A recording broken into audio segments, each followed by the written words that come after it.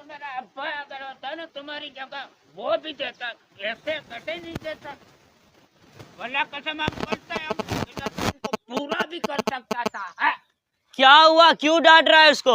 अरे अल्लाह के नाम पे 5,000 मांगा, नहीं दे रहा था, ईंट मार के सर फोड़ दिया अखरोट के बच्चे का। 5,000 दिया उसने, जैसे नहीं देता उसका बाप भी देता है?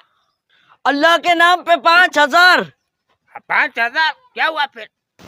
यार 5,000 खैरात में कौन देता है? रुपया, 1 रुपया, 2 रुपए मांगते हैं, 5,000 फिदा खैरात में।